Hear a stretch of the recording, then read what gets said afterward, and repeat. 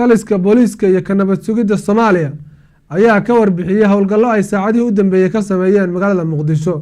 Warkan waxaa magaalada Muqdisho inoo ka soo diray wariyaheena Axmed Xasan Ibrahim.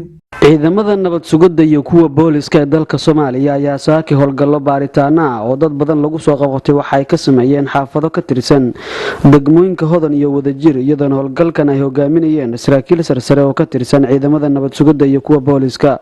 howlgalladan ayaa waxaa laga fuliyay xaafado ku teedsan Seebiyaano, Shiliga Ameerikaanka, Beerta Qaadka iyo xaafado kale oo ka tirsan degmooyinkaasi halkaas oo sida la tilmaamay ay ciidamada ku qabqabteen dhalinyaro lagu tuumayo inay ku lug leeyihiin falalka ammaan darro ee ka dhaca Muqdisho.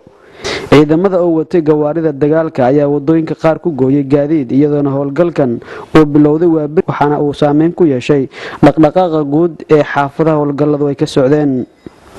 howlgalkan ayaa waxaa si wadajir ah saxaafadda ugu warbixiyay taliyaha ciidamada booliiska General Saacid iyo agaasimaha hay'adda nabad sugidda waxaana ay sharaxaad ka bixiyeen qaabka uu howlgalka u dhacay iyo cidda ay ku soo qabqabteen waxaana howlgalkan ay ku micneeyeen mid lagu xaqiijinayo ammaanka magaalada Muqdisho. qaybta ugu wanaagsan oo sharciguna uu qabo inay maraan wixii sharciga dhaafsiisan inay mas'uuliyadda qaataan ayaa laga rabaa.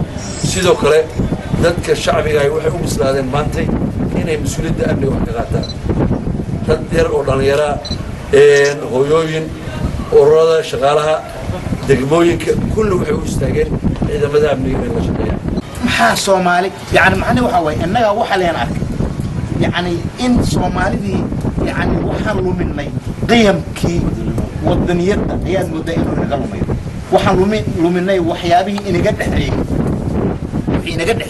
oo dadkaan wixii inaga dhaxeeyay oo diintaan wixii inaga dhaxeeyay oo dadkaan ayaan lumin taas leeyahay faa'iideysanayaan.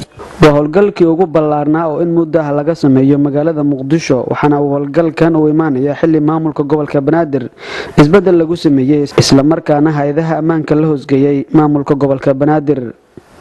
Axmed Xasan Ibrahim, Somsad, Muqdisho.